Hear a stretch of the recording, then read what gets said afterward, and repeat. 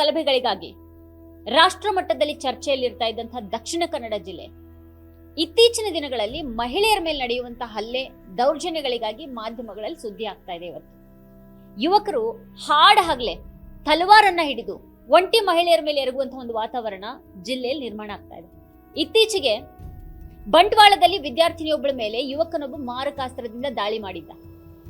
ವಿದ್ಯಾರ್ಥಿನಿ bus stand ನಲ್ಲಿ ಬಸ್ಗಾಗಿ ಕಾಯ್ತಾ ಇದ್ದಾಗ ಈ ದಾಳಿ ನಡೆದಿದ್ದು ಆಕೆ ಗಂಭೀರವಾಗಿ ಗಾಯಗೊಂಡಿದ್ಲು.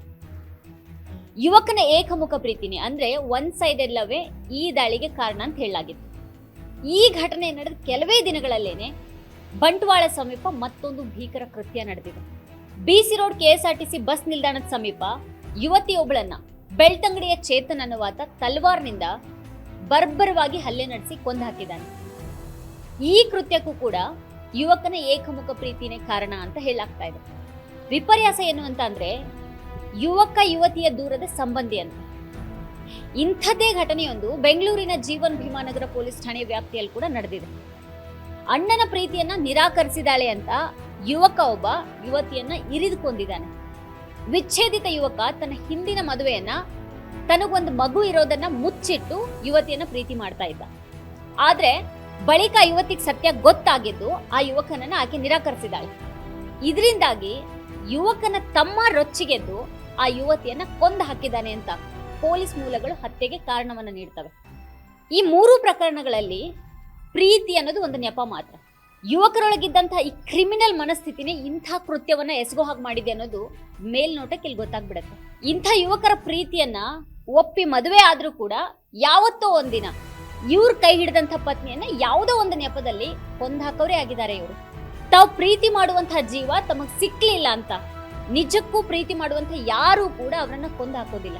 ಈ ಕೊಂದು ಹಾಕುವಂತ ಮನಸ್ಥಿತಿಯನ್ನ ಹೊಂದಿದಂತಹ ಯಾರೂ ಕೂಡ ಪ್ರೀತಿ ಮಾಡೋದಿಕ್ಕೆ ಅಥವಾ ಪ್ರೀತಿಸಲ್ಪಡೋದಿಕ್ಕೆ ಯೋಗ್ಯರೇ ಅಲ್ಲ. ಅವರು ಮಹಿಳೆಯರನ್ನ ಈ ರೀತಿ ಸಾರ್ವಜನಿಕ ಸ್ಥಳಗಳಲ್ಲಿ ಮಾರಕಾಸ್ತ್ರಗಳಿಂದ ಇರಿದು ಕೊಂದು ಹಾಕುವವರು ಮೂಲತಃ ಕ್ರಿಮಿನಲ್ ಮನಸ್ಥಿತಿಯವರು ಅಥವಾ ಮಾನಸಿಕ ಅಸ್ವಸ್ಥರಾಗಿರ್ತಾರೆ. ಅವರು ಈ ಆರೋಪಿಗಳು ಒಂದು ಜೈಲಲ್ಲಿರ್ಬೇಕು, ಇಲ್ಲ ಅಂತಂದ್ರೆ ಮಾನಸಿಕ ಆಸ್ಪತ್ರೆಯಲ್ಲಿ ಇರ್ಬೇಕು.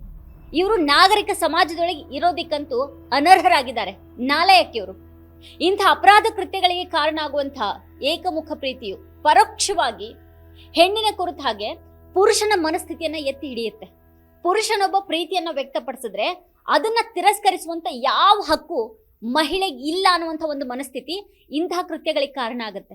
ಒಂದು ಹೆಣ್ಣಿನ ನಿರಾಕರಣೆ ಪುರುಷ ಅಹಂಕಾರಕ್ಕೆ ಅಂದ್ರೆ ಈಗೋಗಿ ಮಾಡುವಂತಹ ಧಕ್ಕೆ ಅಂತಿಮವಾಗಿ ಆ ಹೆಣ್ಣಿನ ವಿರುದ್ಧ ದಾಳಿ ಪ್ರೇರೇಪಿಸುತ್ತೆ.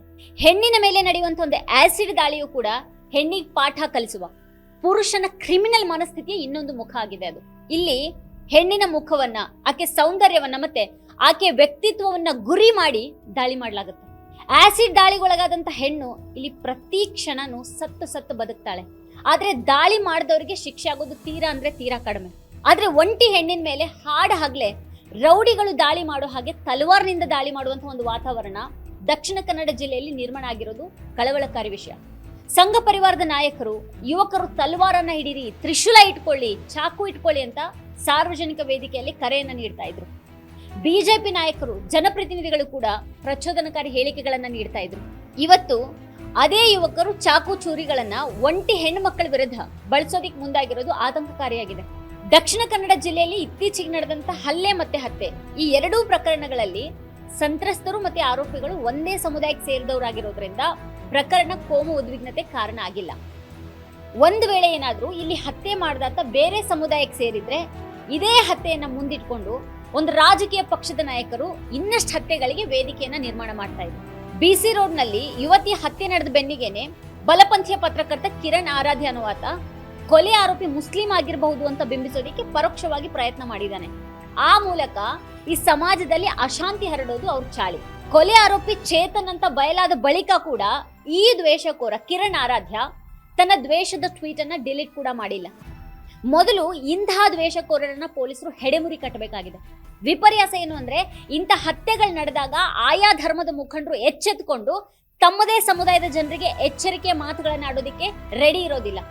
ತಮ್ಮದೇ ಸಮುದಾಯದ ಹೆಣ್ಣಿನ ಮೇಲೆ ನಡೆಯುವಂತ ಈ ದೌರ್ಜನ್ಯಗಳು ಖಂಡನೆಗೆ, ಟೀಕೆಗೆ ಅರ್ಹವಾಗಿರ್ಬೇಕಾದ್ರೆ ಆ ಒಂದು ದೌರ್ಜನ್ಯವನ್ನ ಇನ್ನೊಂದು ಧರ್ಮ ಅಥವಾ ಸಮುದಾಯಕ್ಕೆ ಸೇರಿದಂತ ಯುವಕರು ಎಸಗಿರಬೇಕು ಅನ್ನುವಂಥ ಅಲಿಖಿತ ನಿಯಮ ಒಂದು ಕರಾವಳಿಯಲ್ಲಿ. ಬೇರೆ ಕಡೆಗಳಲ್ಲಿ ಕೂಡ ಇದೆ ಇದು.